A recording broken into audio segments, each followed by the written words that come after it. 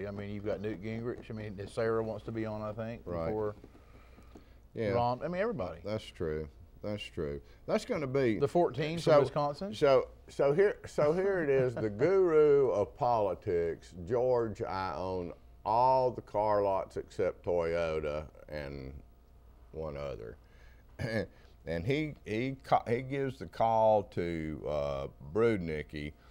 But the interesting thing is, I suggested that because Alvin is well known and Greg is well known, that we would have a lot of voters, and people tell me not. It's hard to call. It's hard to call. Of course, you know I support Greg, and I like Alvin personally, but I'm supporting Greg. But what are we talking about? 7,500 voters, and we're talking about an off-cycle April election. Essentially, it's a special election, although it's not. But of course, you have a weather, function. However, the early voting has extended that, Right. so you'll see some numbers there. Right. And quite frankly, I don't know what to call as far as the total turnout. Well, I'm saying that it'll be high, because of the two people that are involved in it.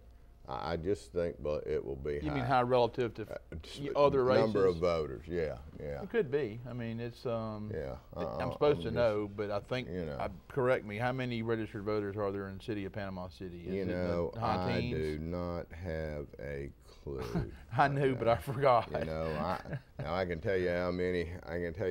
Carl Rove is not going to let me on his show when I can't remember stuff like that. I can tell you how many in Panama City Beach, but I can't tell you about Panama City.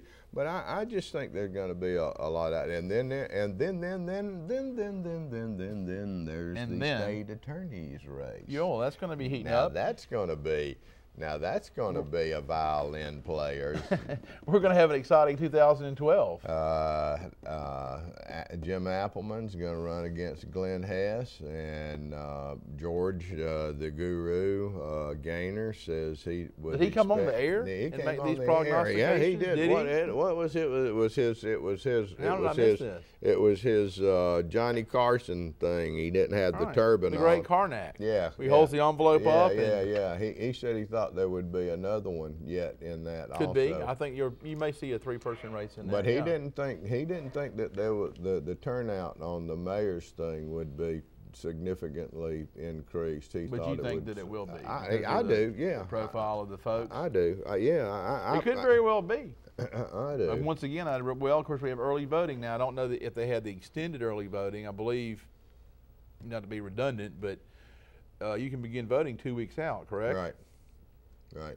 Those and races can be decided in that early. I mean, absolutely they can. You better start running like you're running at the early voting thing and the absentee ballot thing. If you take a look at last cycle's primary elections, election day, in some of the cases was within 1%. Right.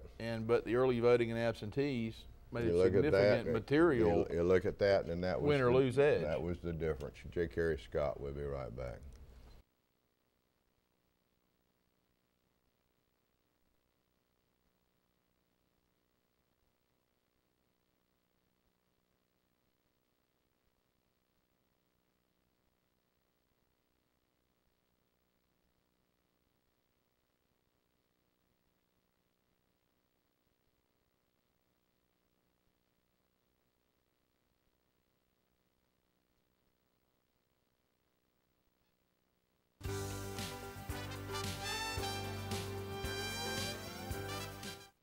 Should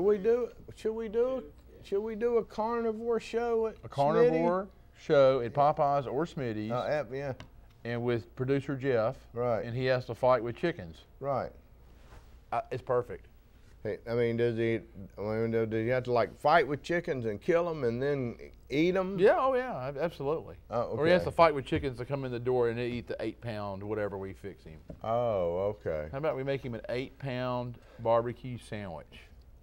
An 8-pound. Why don't we make him an 8-pound barbecued chicken? You know what I'm saying? I mean, how disgusting would that be? I mean, an 8-pound chicken? Yeah, an 8-pound Roy chicken. Huh? That's scary. That's scary chicken. without, I mean, not deboned either. No. You know what's like my a turducken? My favorite. Have you ever watched the chicken, the boneless chicken, where they just, I mean, where it didn't have any bone, they just threw him wherever he was, like they throw him up on the roof That's and just stuff mean. like that. That's mean. And it had a cow whose udders were always poking out. That was so disgusting. I used to love to watch that just to see where chicken would wind up. We need to have a character like that, don't you think? Well, we need to. I think the 14 from Wisconsin have our boneless chicken. Did you get out to the Strawberry Festival? No, I did not. I have to apologize. I did not go to the Strawberry Festival.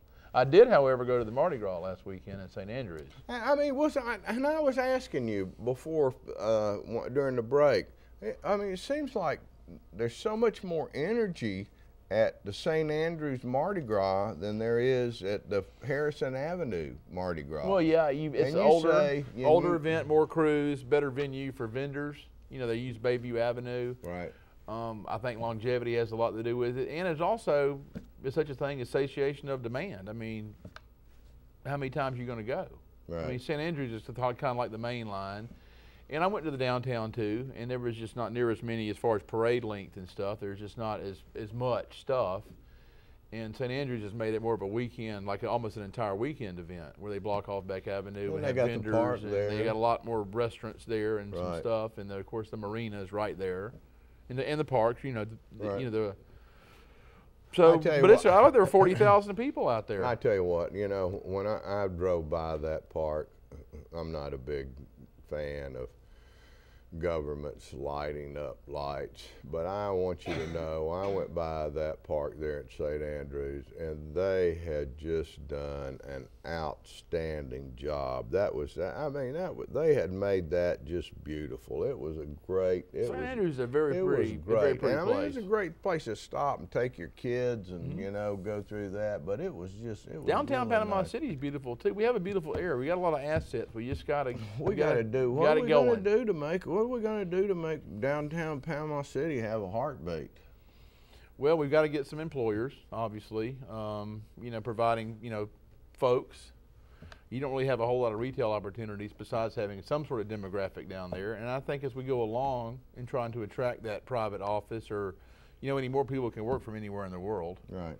And we have a lot of assets with the marina, and we've got relatively good housing prices now. And so I think it will evolve. I mean, it's important. Oh, it's vitally important. You know, not just the downtown Panama City, but the condition precedent for all of this to happen is we have to address the other issue, and that is one of the transients, which we've talked about at length. Right. So we've got to get that settled. Taser them, no problem. I got it. Remember, those are my views. What are yours?